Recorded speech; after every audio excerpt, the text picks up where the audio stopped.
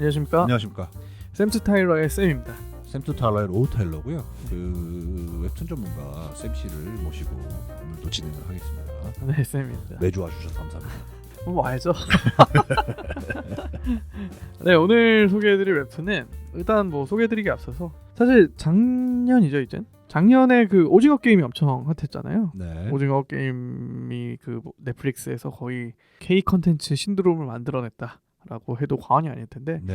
사실 오징어 게임만 기억을 하시는 분들도 있으시겠지만 그 이전에도 약간 뭐라고 할까요? OTT 서비스에서 넷플릭스에서 잘 나가던 콘텐츠들이 몇 개가 있긴 있었어요. 네, 그 중에서 스위트홈이라고. 네. 스위트홈도 제가 기억하기로는 이것도 나름 흥행 성적이 나쁘진 않았다로 기억을 하고 있거든요. 네. 스위트홈 보셨나요 혹시? 네, 봤죠. 네네. 근데 넷플릭스로는 안 봤습니다. 아, 웹툰으로만 보시고. 네. 네, 말씀하셨듯이 이 스위트홈이라는 그 컨텐츠도 웹툰을 그 넷플릭스 드라마화한 컨텐츠인데 네. 그 스위트홈의 주인공 뭐 줄거리는 이렇죠. 그냥 인간이 괴물로 변해가는 사회 속에서 네. 살아남고자 하는 뭐 인간들의 이야기, 약간 뭐 그 정도로 요약을 할 수가 있는데 이 스위트홈에서 근데 괴물이 네. 그 막 다양한 괴물들이 나오잖아요. 네. 그 되게 상상력을 발휘해서 만드신 그런 괴물들이 나오는데 왜 그런 괴물이 출연했는지는 사실 나오지가 않거든요. 그냥 시작을 하고 보니까 갑자기 괴물판이 돼 있는 약간 그런 웹툰이었는데 네. 이런 사태의 시작을 다룬 그러니까 이 스위트홈의 프리퀄 버전의 웹툰을 오늘 소개해드리려고 갖고 왔습니다. 네. 그래서 오늘 소개해드릴 작품은 그 김칸비 홍필 작가의 엽총소년이라는 작품이고요. 네. 지금 완결이 됐습니다. 2021년 2월부터 올해 6월까지 한 1년 4개월, 5개월에 걸쳐서 완결을 하셨고요. 제가 오늘 이 녹음일 기준으로 확인을 해봤는데 아직 무료입니다. 그러니까 정주행을 하기에 딱 좋은 지금 시기라서 또 갖고 오게 됐습니다. 일단 김칸비 작가 여러 번은 아니지만 한번 소개해드린 적이 있었어요. 제가 그때 후레 자식이라는 웹툰을 네, 굉장히 그렇죠. 이 웹툰 방송 초창기에 네. 한번 소개해드린 적이 있었던 것 같아요. 네. 그래서 그때도 한번 소개를 해드렸는데 워낙 좀 오래전의 일이라 다시 한번 뭐 좀 언급을 하고 넘어가도록 하겠습니다. 이분의 본명은 김민태. 그래서 꽤나 오랫동안 웹툰계에 종사하신 분이라고 생각을 하시면 될 것 같아요. 저는 이분의 웹툰을 다음 웹툰 그러니까 이 네이버 웹툰이 독보적인 위치를 점하기 이전에는 네. 사실 과거는 웹툰 하면 다음이었거든요. 지금 카카오로 넘어간. 야후였죠. 아 그렇죠. 뭐 그건 워낙 옛날이니까. 어쨌든 네. 그래서 그 다음 웹툰 시기부터 되게 활발하게 활동을 해오신 분이시고요. 네. 그래서 2007년도에 데뷔를 하셨어요. 그러니까 지금 15년 전이네요. 2007년이 벌써. 그래서 그때 교수인형이라는 약간 스릴러 작품으로 이때 데뷔를 하셨고 그 이후에도 약간 뭐 여러 작품을 하셨는데 대부분 스릴러 장르의 웹툰을 많이 하셨고요. 대부분이 다 성공적입니다. 뭐 거의 다 성공적이라고 해도 과언은 아닌 것 같아요. 네. 그러면서 이제 그 후레 자식이라든지 그 언급해드렸던 스위트홈에서 거의 뭐 빵 터진 거죠 사실. 그렇게 생각을 하시면 될 것 같아요. 분께서는 주로 어두운 장르를 그리시는 분이시고 저번에 소개해드렸던 후레 자식도 사실 굉장히 어둡습니다. 그렇죠. 어둡고 약간 뭐 굳이 설명한다면 그 어둠 속에서 한 줄기 빛을 쫓아가는 한 줄기 희망을 따라가는 그런 사람들의 이야기를 약간 그린다고 생각하시면 될 것 같은데 스위트홈도 그렇고 네. 엽총소년도 약간 그런 느낌이 좀 없지 않아 있어요. 그렇게 생각을 하시면 될 것 같고 그리고 스위트홈에서는 그 김칸비 작가가 스토리를 하시고 황영찬 작가라는 분이 그림을 그리셨는데 이번 엽총소년에서는 이 황영찬 작가가 아니라 홍필 작가라는 분께서 그림을 그리셨어요. 근데 저는 처음에 몰랐어요. 완전히 똑같은 작가인 줄 알았어요. 그만큼 스위트홈과 그림체의 이질감이 크지 않다라고 생각을 하시면 될 것 같아요. 분위기나 그림체가 굉장히 유사하고 네. 사실 뭐 김칸비 작가의 작품이다 라고 그렇게 생각을 하셔도 뭐 무방이 없을 것 같아요. 네. 제 생각이지만 약간 이거는. 시그니처 격이 있다. 네네네. 이 엽총소년의 주인공은 한영찬이라는 학생이에요. 그래서 한영찬이라는 학생인데 고등학교 1학년 학생인데 굉장히 심한 따돌림과 괴롭힘을 당하는 친구예요. 네. 그래서 그 따돌림과 괴롭힘을 하는 무리 중에서 가장 심하게 괴롭히는 아이가 유성빈이라는 친구가 있습니다. 친구라고 하기도 뭐하죠. 그냥 유성빈이라는 학생이 있습니다. 그래서 막 정말 도가 지나치게 괴롭혀요. 막 근데 이 유성빈이라는 아이는 학교 내에서 약간 인망이 있어요. 그럼에도 불구하고 약간 뭐 선생님들도 약간 신뢰하고 좋아하고 근데 알고 보니까 그런 이면이 있는 거죠. 이제. 그래서 이 고등학교 학생들이 그런 상황인데 이 한영찬이라는 학생이 막 정말 매일매일 죽고 싶다고 생각을 할 정도로 굉장히 심하게 괴롭힘을 당합니다. 그러던 어느 날 이 고등학교 학생들이 수련회에 가요. 네. 수련회.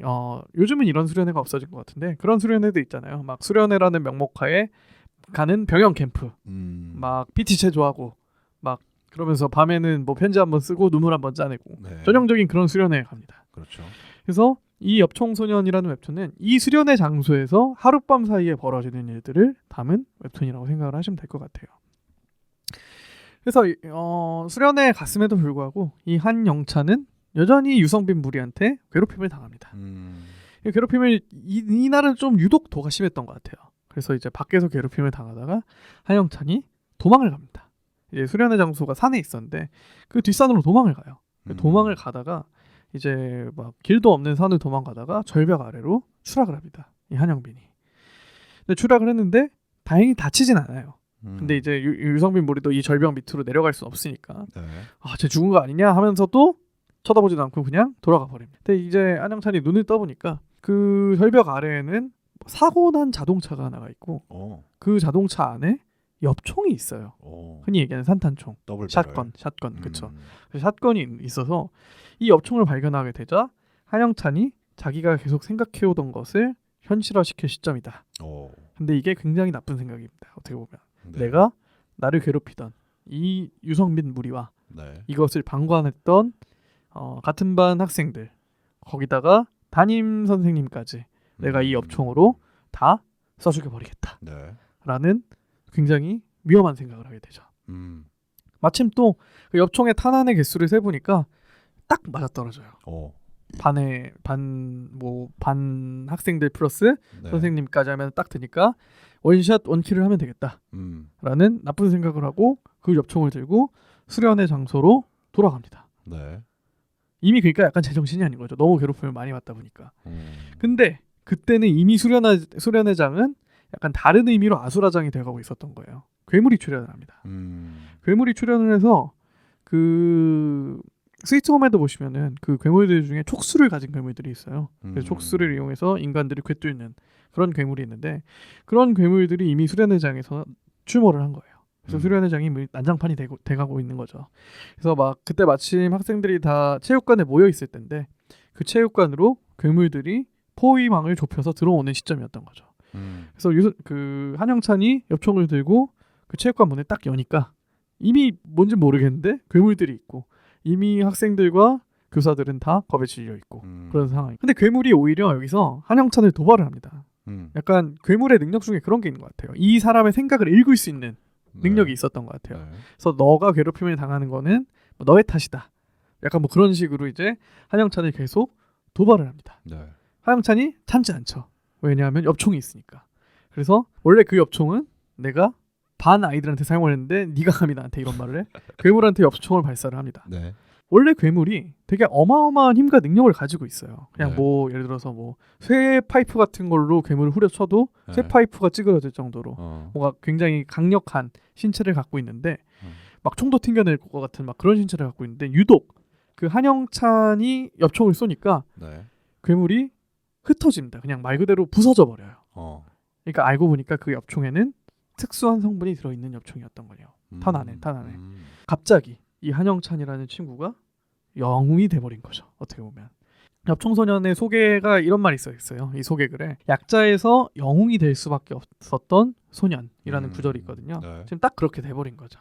그러면서 이제 생존극이 시작이 되고 동시에 이 괴물은 어디서 탄생을 했을까? 그리고 왜 여기로 등장을 했는가? 그런 비밀이 조금씩 밝혀지기 시작합니다. 근데 그와 동시에 사실 이 얘기를 좀 해야 되는데 스위트홈 이전의 스위트홈 작품에서는 괴물이 되는 이유에 대해서 확실하진 않지만 이렇게 파악을 해요.